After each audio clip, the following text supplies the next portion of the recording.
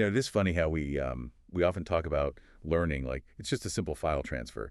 You plug in a USB drive, drag a document over, and boom, the brain has new information. Right. It's a very mechanical, almost industrial view of human cognition, really. Exactly. I mean, we talk about downloading a team member on a project or Yeah. uploading data into our heads before a big exam. The whole idea being that input perfectly equals output, right? Just as long as the connection is stable. But anyone who has ever tried to teach a teenager how to drive or, tried to master a complex new software program at work knows that the file transfer metaphor is completely broken.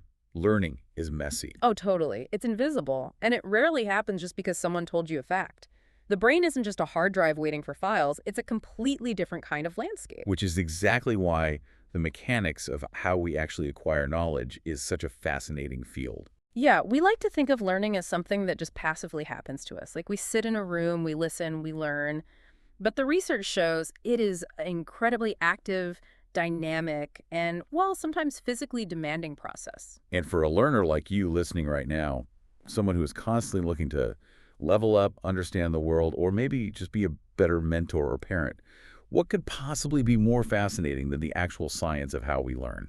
Seriously. Our mission today is to decode these dense educational frameworks to uncover the actual mechanisms of human knowledge. We're going to look at how you can use these principles right now, whether you are managing a team, raising a child, or just trying to master a new skill yourself. It's going to be a fun one. Okay, let's unpack this. Where is the absolute ground floor of how psychologists first tried to map this process out? Well, the ground floor historically begins with the foundational behavioral theories. To really understand how complex learning gets, we first have to look at the earliest models. The ones that treated the brain almost like a black box, right? Exactly. Specifically, the research highlights Edward Thorndike's connectionism. He was looking at the basic mechanics of habit formation and proposed two major laws. Okay, lay them on me. First is the law of effect. This simply states that behaviors followed by pleasant consequences are strengthened, and those followed by unpleasant consequences are weakened. So like touching a hot stove hurts, so you stop doing it. Right. And eating a sugary berry tastes good, so you eat more of them. Exactly. And then his second law is the law of exercise, which basically says that repetition strengthens connections. The more you use a neural pathway, the stronger it gets. Use it or lose it. Precisely. Use it or lose it. The less you use it, the weaker it gets. And building directly on top of that foundation is B.F. Skinner's concept of operant conditioning. Oh, Skinner. That's a name that pops up everywhere in behavioral science. He really is everywhere. His main argument was that an organism has to actively operate on its environment to get a reward. Mm-hmm. He really formalized the mechanics of reinforcement. Right, like positive and negative reinforcement. Yeah.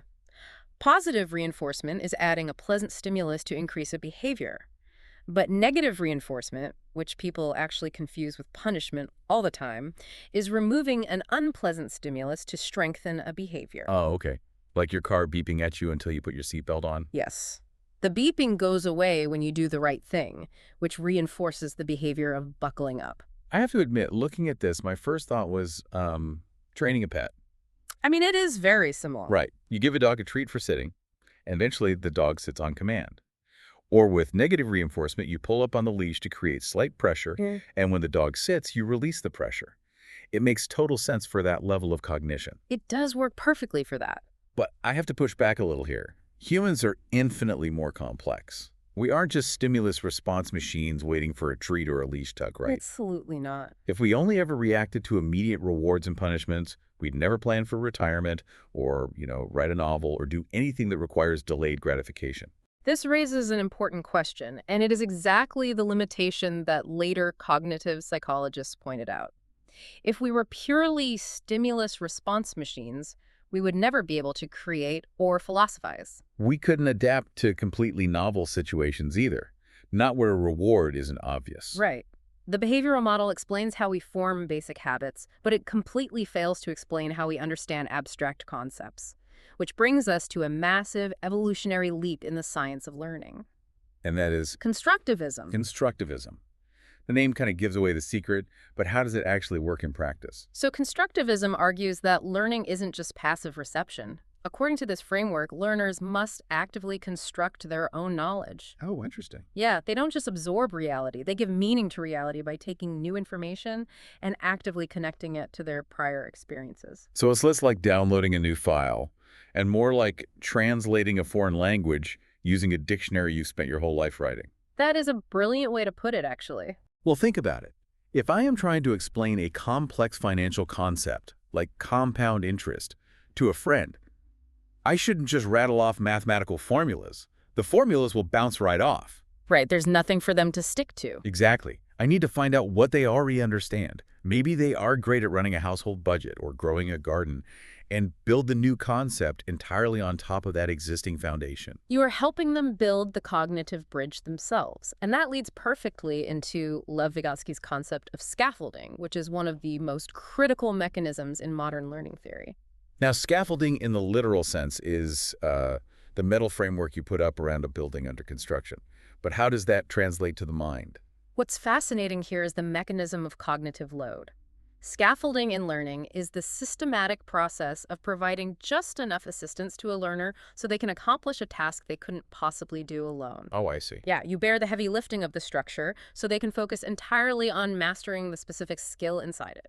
That reminds me of teaching someone to drive. Mm. You don't just toss a teenager the keys on a busy highway and say, figure it out. That would be a disaster. Right, the cognitive load of the traffic, the speed, and the rules would just crush them. Instead, you scaffold. You start in an empty, massive parking lot.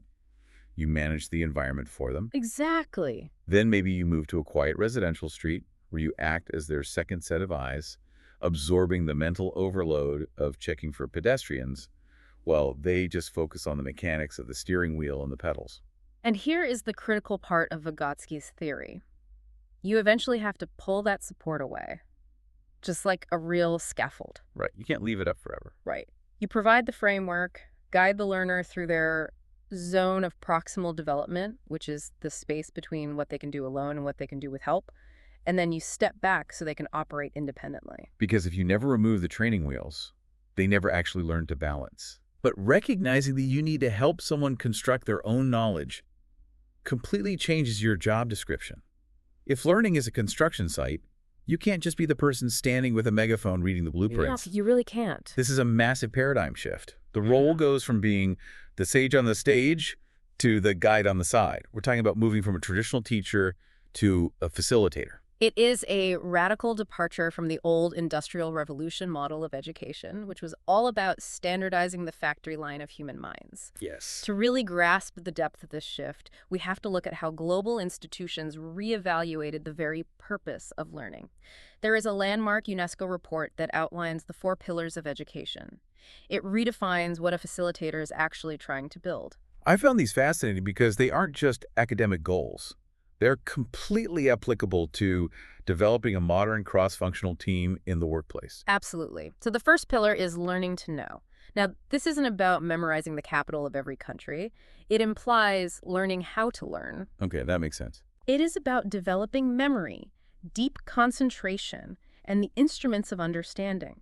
It's giving the learner the tools to acquire knowledge on their own. Basically teaching them how to use a compass instead of just handing them a map. Precisely. The second pillar is learning to do. This marks the shift from pure theoretical knowledge to actual competence. Application. Right? The skillful, creative application of knowledge. How do you take what you know and actually work in an unpredictable environment to solve a real-world problem? Which is what every employer on earth is actually looking for. They don't just want you to know the coding language. Yeah. They want you to know how to build the app when the client changes the requirements halfway through. Exactly. What's the third pillar? The third is learning to live together. This is vital. It involves developing an understanding of others, managing emotions, resolving conflicts, and recognizing our interdependence. In a corporate setting, this is cross-collaboration and emotional intelligence, really. Spot on. And the fourth pillar, which represents the ultimate holistic shift, is learning to be. Learning to be. That sounds incredibly philosophical for an educational framework. It is, but it's fundamentally practical, too.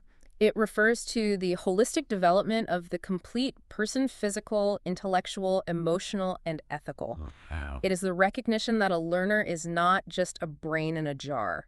If they are emotionally burnt out or physically exhausted, the cognitive construction site just shuts down. When you lay out those four pillars, you can instantly see why the old, rigid, teacher-centered classroom or the classic corporate lecture hall completely fails. Oh, completely. In a purely teacher-centered setup, the authority figure talks, the audience listens, and collaboration is actually punished as talking out of turn. There is a perceived efficiency to it, though.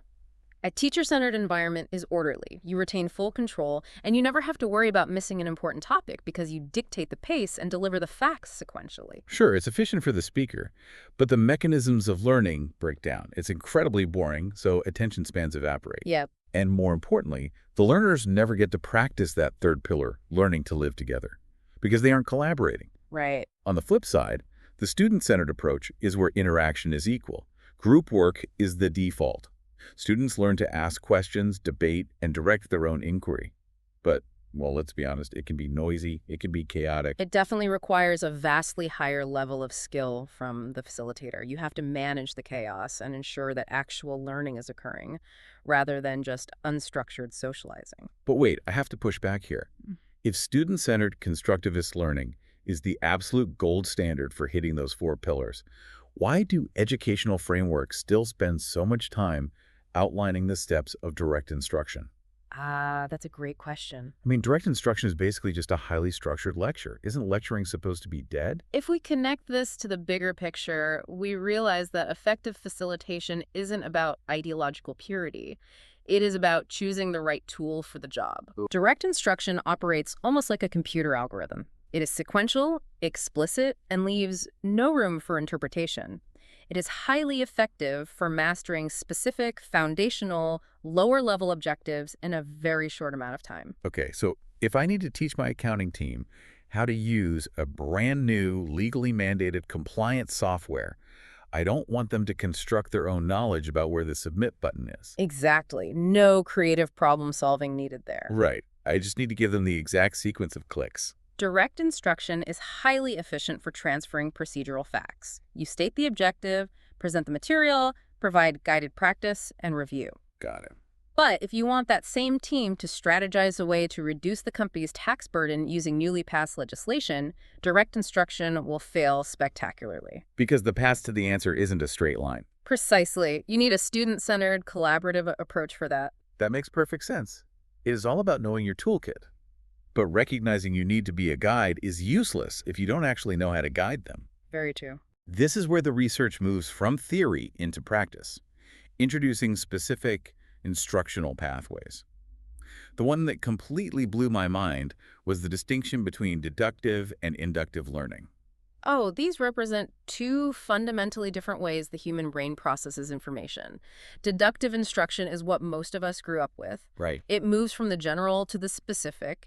You give the overarching rule or principle first, and then you provide examples so the learner can practice applying the rule. So, like, here's the formula for calculating the area of a triangle. Now, here are 5 triangles. Go calculate. Exactly. And inductive learning is the exact reverse. You go from specific examples to the general rule.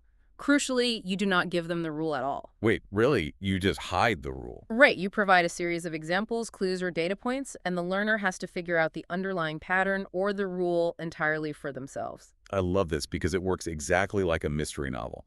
If I am reading a deductive mystery novel, the author tells me on page 1, the butler did it with the candlestick in the library. Which ruins the fun. Totally. Yeah. And then the rest of the 300-page book is just showing me examples of how he did it. It's clear, it's efficient, but honestly, it's a bit of a snooze fest. Yeah, you're not engaged. But an inductive mystery novel, the author just leaves a candlestick in the hallway, then a muddy footprint in the garden, then a suspicious alibi from the cook. I have to play detective, experience cognitive friction, connect the dots, and deduce the rule myself. What's fascinating here is the neuroscience behind that friction. When you solve that mystery yourself, your brain releases a hit of dopamine associated with the aha moment. Oh, well. Because you fought for the answer, the neural pathways are much stronger. The retention is significantly higher. You own that knowledge because you built it. That makes so much sense. And this concept of retention through active participation links directly to how our brains process different types of stimuli. There's a classic visual model for this called the cone of experience, developed by Edgar Dale. I can picture it. A literal pyramid or a cone. Right, and the top of the cone, the narrowest point, represents the most abstract level of learning. This is reading text and hearing spoken words. Okay. According to Dale's model, this is where we retain the absolute least amount of information because it relies entirely on the brain's ability to process arbitrary symbols. That perfectly explains why I can read a 300-page manual on a new coding language, pass a multiple-choice test on it, and then the next day when I sit down at a blank screen to write a script, my mind is completely empty. It lacks a concrete anchor. Yeah, the abstraction just doesn't stick. Exactly. As you move down the cone, the experiences become more tangible. You move from abstract words to visual symbols like charts, then to watching videos, then to seeing live demonstrations. And at the very bottom. The wide, stable base of the cone is direct, purposeful experience. Hands-on learning, actually doing the real thing. This is where retention is highest. Learning by doing. And this is where technology becomes such a brilliant partner in the facilitation process. Technology isn't just a shiny new blackboard to display abstract text. It's a tool to safely access the bottom of Dale's cone. A flight simulator is the perfect embodiment of this. It provides a direct, purposeful experience. Right, you're interacting with the controls. Feeling the feedback, managing the cognitive load of a stall, but without the life or death risk of crashing a real Boeing 747. Educational technology provides a controllable environment to simulate real-world problems. But here is the massive catch. You can have the most brilliant, inductive, mystery novel lesson plan. You can have state-of-the-art flight simulators. You can have a perfect grasp of the 4 pillars. Yeah. If your environment is chaotic, unpredictable, and psychologically unsafe, the brain reverts to survival mode, and no one is learning anything. Which brings us to how we manage the environment. The research introduces a brilliant behavioral concept for this called with-itness. With-itness. It sounds like 1960s slang, but it is a legitimate, highly effective psychological tool. It really is. It is the perception that a facilitator, whether that's a manager in a boardroom or a teacher in a classroom, has eyes in the back of their head. They know exactly what is going on at all times. And the mechanism here is crucial. It is not about actually seeing every single microscopic detail. It is about the learners believing you see everything. Why does that matter? Because it creates a secure, predictable environment. When a facilitator has high with-itness, learners don't have to be hypervigilant. They know the leader is guarding the space, which means they can relax their guard and focus their cognitive energy entirely on the difficult task of learning. And how you use that with-itness to manage disruptions is key. I love the concept of low-profile control. Oh, that's a game changer. Let's say you are running a crucial strategy meeting, and 2 junior team members are visibly whispering and giggling in the back corner. The instinct, usually driven by ego, is to stop the entire meeting and publicly call them out. Do you have something to share with the rest of the group? Which is the worst possible approach. Stopping the activity disrupts the cognitive flow of everyone else in the room who is actually paying attention. Right. It also creates a negative spectacle that puts the offenders on the defensive. So low-profile discipline changes the dynamic entirely. Instead of stopping your presentation, you simply make sustained, direct eye contact with the distracted employees while continuing to speak. Yes. Or you slowly, physically walk closer to their side of the table without breaking the flow of your sentence. It is incredibly subtle, but it asserts immediate presence. It silently communicates, I see you, the boundary is firm, now get back on track, without detonating the meeting. It manages the external environment beautifully. But managing the external room is only half the battle. Here's where it gets really interesting. We have to look at how we manage the internal environment of the learner's mind. Right. The foundational framework for this is Dr. Carol Dweck's growth mindset. This is a concept that has taken the corporate and educational worlds by storm, but the actual mechanics of it are often misunderstood. Dweck identified that humans generally operate with one of 2 core beliefs about their own abilities. A fixed mindset is the belief that intelligence, talent, or capability is an inborn, unchangeable trait. You are either naturally smart or dumb, a numbers person, or a creative person. And the danger of a fixed mindset is how it frames failure. If your abilities are fixed, then failing at a task is terrifying. Exactly. Because if you fail the math test, it's not just a reflection of your effort, it means you are fundamentally, permanently lacking. So to protect your ego, you avoid challenging tasks entirely. You only do things you know you can win at. Precisely.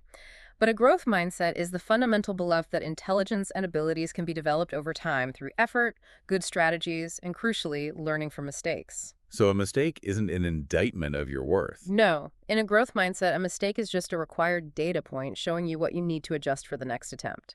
The facilitator's job is to nurture this by praising the process. Like, I love how hard you worked on figuring out that complex spreadsheet. Exactly, rather than praising innate intelligence like, you're so smart at math. Praising the effort wires the brain to associate the dopamine hit with the struggle itself, not just the victory. But let me challenge this for a second. Sure. If we are constantly nurturing a growth mindset, praising effort, and trying to avoid this paralyzing fear of failure, doesn't that mean we have to eliminate competition entirely? Doesn't competition inherently create a winner and a loser, which triggers that fixed mindset fear of inadequacy? It is a highly debated point, actually, but the research clarifies this beautifully. Healthy competition isn't dead, and it doesn't have to trigger a fixed mindset. Okay, how so? Competition is highly motivating, provided it is framed correctly. It can be framed as a low-stakes game, where the focus is on the joy and camaraderie of the activity, but the absolute best framing is self-competition. Competing against yourself. Exactly. The metric of success isn't, did I beat the person next to me? The metric is, did I perform better today than I did yesterday? Did my team execute this project more efficiently than the last one? Yes. That completely aligns with the growth mindset because it focuses on your personal trajectory. It requires you to analyze your own past mistakes and improve upon them rather than tearing others down to secure your own status. So what does this all mean? Look at this massive journey we've taken through the science of human cognition. We started by realizing we aren't just pets waiting for behavioral treats. No, we are definitely not. We are architects actively constructing our own knowledge, building new concepts on the foundations of our past experiences. We saw why we have to abandon the sage on the stage to become facilitators who guide learners through those four pillars, especially learning to do and learning to be. Absolutely. We discovered how to use inductive mysteries to make learning stick, how to anchor abstract ideas at the bottom of Dale's cone, and how to protect the environment with itness while fostering a growth mindset driven by self-competition. It is a really comprehensive blueprint for human development. And for you listening, this is the crucial takeaway. These aren't just academic theories for school teachers. These are the universal laws of how humans adapt and grow. Yeah. Whether you are managing a product launch, trying to teach your kid how to tie their shoes, or just sitting down to learn a new language, these invisible principles are always operating in the background, dictating whether you will succeed or hit a wall. And if we really want to synthesize all of this, there is one final concept that acts as the capstone to everything we've discussed. It's a concept known as metacognition. Metacognition, let's define that. Simply put, it is thinking about thinking. It is having explicit awareness of your own cognitive processes. Okay. If the ultimate goal of learning is not just to acquire facts, but to understand the mechanics of how we acquire them, then metacognition is the apex. It is your ability to step outside yourself, monitor your frustration, evaluate your strategies, and adapt your approach in real time. It's realizing, hey, I'm reading this abstract manual and getting nowhere. I need to move down Dale's cone and actually practice this. Precisely. When you can facilitate your own mind, that is when true mastery begins. So the ultimate provocative question to leave you with is this. As you go about your week, how often are you consciously acting as the facilitator of your own mind? Are you just passively waiting for a file transfer, aware only of what you're trying to learn? Or are you actively monitoring how you learn? Recognizing your own need for scaffolding and consciously pulling yourself out of a fixed mindset when you hit a roadblock. Because in the end, as we said at the start, learning isn't a USB file transfer. It is a messy, beautiful construction site. And now you have the blueprint. Thank you so much for joining us on this deep dive. Keep questioning, keep learning, and keep constructing your own knowledge. We'll see you next time.